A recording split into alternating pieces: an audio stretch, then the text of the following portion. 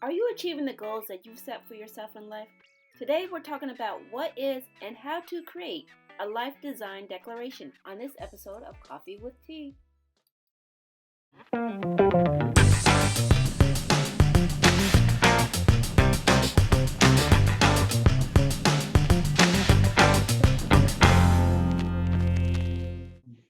Hello, friends, and welcome to another episode of Coffee with Tea. I'm your host, Tonia Tyler, and today we have a great guest on who's going to help us basically design our lifestyle. She's going to explain it better than I can, but Ms. Dara will help us create a life design declaration. So welcome, Ms. Dara, for being here. Welcome to the show. Thank you so much for having me. It is a true honor to be here today. Well, I always ask, how are you and your family dealing with the whole COVID-19? I know we're opening up, so, there's a lot of things going on. Well, we're all doing the best that we can, similar to yourself. So it's interesting. School just started back yesterday, and for the first 5 weeks, we're virtual. So we've introduced that into the mix. So virtual school is from 8 a.m. to 3 p.m. The four of us, I have a son who's 16, a daughter who's 13, and my husband and I, we're all still working from home, but we're all healthy. My parents are healthy. We actually get to see them Labor Day weekend. We're going to take a COVID test and then drive to Detroit so that we keep them safe. So with all things being considered, we're doing well.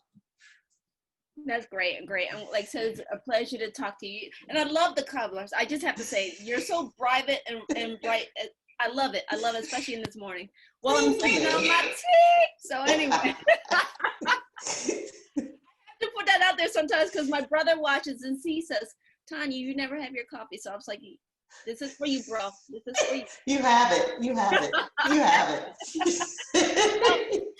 Ms. Dara, as we start to dive in, we're talking about creating a life design declaration. And first of all, I always have to ask, what is the definition of what you're talking about, a design declaration? What does that mean? Yes, okay. I'm going to talk to you and talk to all of us here about what exactly is a life design declaration. And then after I talk about that, if you want to talk about the importance of it, we can definitely do that. But we'll start with a quote. I love quotes, and I always do a lot of quotes. The first quote that we'll start with is from Abraham Lincoln, who was the 16th president of the United States, as most of us know. And he says, the best way to predict your future is to create it. And that is the overall purpose of a life design declaration. A life design declaration is your official statement of your plan for your specified manner of living. What it does is it answers the question as to what do you want out of your life? What do you want from your personal life? What do you want from your professional life? It is essentially 10 to 12 statements or phrases that touch on every aspect of your life that's important to you. Your work, your community efforts, your family, your friends, your health, your me time, anything that is important to you that dictates how you want to live your life is what it includes. That's what those 10 to 12 statements do. It essentially provides us with a life compass. It provides us with a life compass that guides you as you go about the exercise of creating your goals. It provides us with a life compass as we go about the exercise of creating our priorities. It provides us with a life compass as we go about figuring out when and how to say no. Well, I know that's a key thing because, like I said, I know a lot of us take on this whole, we say a lot of yes, yes, yes, but as we keep saying yes, yes, yes, are we missing? I mean, there's a balance. Like if you say yes to something, you're saying no to something else, right? So you are, yes. And yes, the answer is yes. So basically, not to continue to say yes. Design declaration is basically your and I'm not trying to put the words in your mouth, so I'm just trying to understand. Of course. How you govern what your priorities are. It helps you to govern your priorities. It helps you to have a better understanding of what is really important to you. So that way, when you say yes, when I say yes to my mom, to my mommy calling me and saying, no, I need to see you. I know it's COVID, but I need you and your family to come from Cincinnati to Detroit, and we need to be together. I know that I need to figure out how to say yes to that, because relationships with my family are a part of my life design declaration, and it's important. So that means I need to make all the calls to figure out, how do we get the COVID test? How do we make sure that we stay home for the 5 or 6 days that it takes for us to go there? How do we make sure that we stop as infrequently as possible, wear the mask, don't touch people, all that type of stuff, because a part of my life design declaration is my relationship with my family. Right. So basically you're like learning to like, or refocusing your life to live it on purpose. To live your life on purpose, according to what's important to you, not according to what other people are telling you how you should live your life, but according to who you actually are. Right, right. And I know you, I don't know if we really dove into the importance of it. I think we're touching on the basis of it now, correct? Well, yeah, we can talk about why it's important. So essentially what we are all struggling with is we all struggle with the juggle. We all have been pulled into too many different directions. We need more sleep. We long for less guilt. We crave being able to actually say no. We feel stressed out. We desire work-life balance. We yearn for more energy. What we want to be able to do is to take a look at, how do we begin to do things, to do our life differently? How do we begin to live our life and live a life that's filled with what's most important to us, our own intrinsic satisfaction, our inner serenity, having less guilt and less stress. So how do we go about doing this? It begins with understanding, and take a moment to think about what is really inside of you, what's important to you. Who are you? What is important to you? It begins with you creating your life design declaration, which helps you to have that life compass to live your life according to who you really are, not who other people think you are supposed to be. Right, right. So, I mean, I'm just like I said, explain and trying to get a little deeper understanding of it. And it doesn't necessarily have to be so rigid. It can be flexible and fluid and change with your times in your life, right? Of course, it has to be flexible. It has to be, because we're always met with different challenges as life goes on. But what is funny is, once you sit down and think about who you are and what's important to you, and start prioritizing those different things, what happens is, yes, life does change. Unless, yes, there's some aspects of ourselves that change, but our basic values, they don't change that much. Understanding what your basic values are can really help you to meet whatever those challenges and those differences in your life as things come along. Right, right. So I mean, I always like to ask, basically, I think we talked in the what's your origin story? How did this come to be important for you, and how you teach other people to do it? Right. So I can tell you my life stories. I think you and I talked about it before. So I graduated from Hampton University, top of my class. Yes, HBCU. I was ranked 9th in my class, 1st in my department, and I graduated and earned admittance directly into the University of Michigan's Ross School of Business. Only 4% of my class was accepted directly out of undergrad, and I was a part of that 4%. So as I matriculated and earned my bachelor's and earned my master's of business administration, I always kept in mind 3 different things. Who am I? What do I want to achieve? And what do I need to focus on to make sure that I achieve my goals? So my goals, my whole purpose for my education was to obtain Fortune 500 brand management experience. I saw myself as future success, and I remained focused on not only gaining the academic achievement, but also the leadership needed to make sure that that happened. So graduated from school, corporate experience included GlaxoSmithKline, Consumer Healthcare, Pepsi, and Sara Lee. And as I was employed by each of these different companies, I kept in mind, once again, what are my goals? Who am I as a person? And what do I need to remain focused on to achieve those goals while remaining true to myself?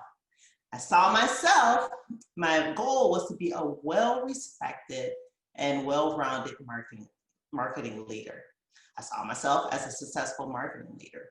So I always remained focused on the goals and key priorities of each of the organizations that I worked for. So while at GlaxoSmithKline, I led the development and execution of the most persuasive television advertising campaign in the history of the brand. While at Pepsi, I led the creation and development of numerous fruitful regional marketing programs that were heralded as the blueprint, the example by our national headquarters. And at Sara Lee, I created a category management capability for our company. Interestingly enough, I was not hired into Sara Lee to create a category management capability for the company. I was hired to grow a retail brand within a food service oriented company. So I get all packed up from the Boston area to Chicago area. My uncle helps me find an apartment, get all settled in, and I go to my first day of work. And learn something very interesting. Mark, who hired me in, was no longer my boss. Right. The company was going through this big reorg.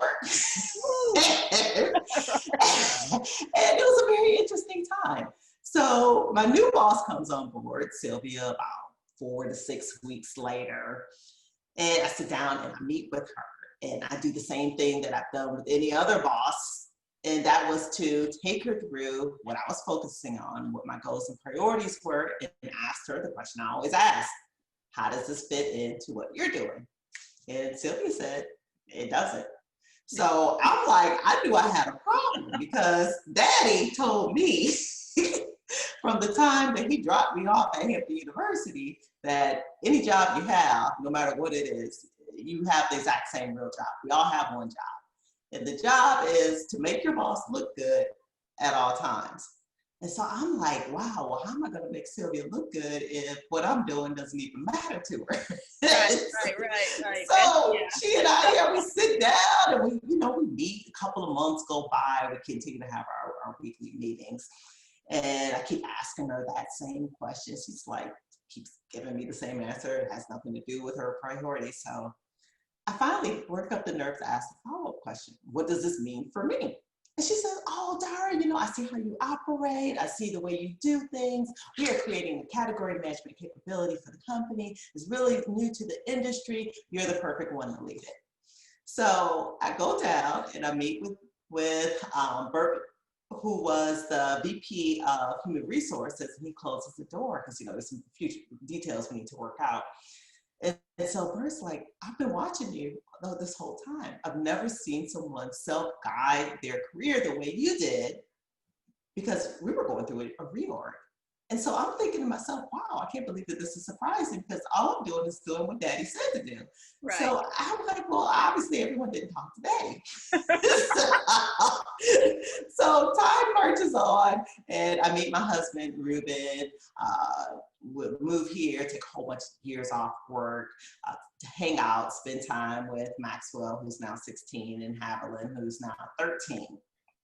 And during this time, I learned two key things. From Maxwell and Haviland, I learned the whole concept of flexibility. Because when I told them, it's time for Mommy to go back to work, their whole thought was, well, okay, as long as you pick us up every day at 2:30, don't forget our snacks. Right. Also, from Ruben, I learned this whole concept of passion and bringing passion into your job and what you do. He lives and works by a philosophy, and he has been with the same company since he began work after his master's in 1995. And the philosophy is based on a quote by Confucius. And the quote is, choose a job you love and you never have to work a day in your life. So passion. So I needed to say to myself, well, where am I going to take passion, true passion, and flexibility that I need at this time? And that's how I created Simple Better Solutions. And what I am now, which was your original question, is I'm a life coach, a speaker, and I create workshops. My whole purpose, my whole why, in terms of why I do what I do, is to transform, revitalize, and simplify your lives, helping you to connect who you are, what you want to achieve, and how you spend your time. Right. And so it leads us back into how you take some of the stuff, because we get so boggled with all this other stuff. You Right. help us simplify it and Yes. basically ask us, what's our priority? Mm-hmm. What do you want to achieve? And yes. how does it look for you? Yes. How do you connect that to how you spend your time? I love it. I love it. So you basically, you listen to what somebody has to say, and maybe, are you picking up things that like is not really benefiting them? Or, you know, I mean, I know you're actively listening, and you give them like suggestions of, this is not working for you, or? Well, I do it, but I do it through the process of, I have a curriculum, and the curriculum is My Time, My Way. It's a 10-step curriculum, and the first step of the process is to create the Life Design Declaration. So yes, we go through the process of answering what is working for you, what is not working for you, but it's not personalized where you're putting someone down for the choices that they're currently making. It's more or less, well, now let's look at new ways of looking at things. So we go through understanding what a life design declaration is, doing some case studies, which removes it from it being personal. And then after each session together, you go back and do some homework. So the first session is we talk about the life design declaration. You choose the case study that you want to work with. There are 3 different case studies that I have. And then you go back and do your homework, and then we connect again. Each part of our connection, you're building your own life action plan. So you're learning a new way of doing things, but it's not knocking you down from what you did before. It's more building you up with new information. Right. I know you said you love quotes, and this is the quote I love to say. It's like, what you know better, you do better, by Dr. Maya Angelou, right? Yes, yeah. I use that quote a lot. Yes, in fact, I used it in a workshop that I did yesterday. That's how I like to end a lot of my sessions with that quote. Right. Yes. Well, Ms. Dara, I always have a key question is, what's the one thing you want to leave the audience with? I want to leave the audience with the importance of, after you are done listening to this, really take some time to think about who you are. What is going to be your life design declaration? And what do you prioritize personally as well as professionally? Because you don't want to start with creating goals. If you create goals and they're not tethered to who you are as a person, to your life design declaration, it's easy for them to just kind of flow in the wind. So what I would say is what I would like to leave you with is, take some time after you're done listening to this, take out a sheet of paper, your device or whatever, I prefer paper, and just start jotting down some ideas as to what do you want out of your personal life, what do you want out of your professional life, what do you want out of this life, who are you? I love those. So my next question is, well, I got 2. I always say, okay, of course. I got 2, right? Of course, go ahead. So the next question is, where can people find more information about you, your services, and what you do?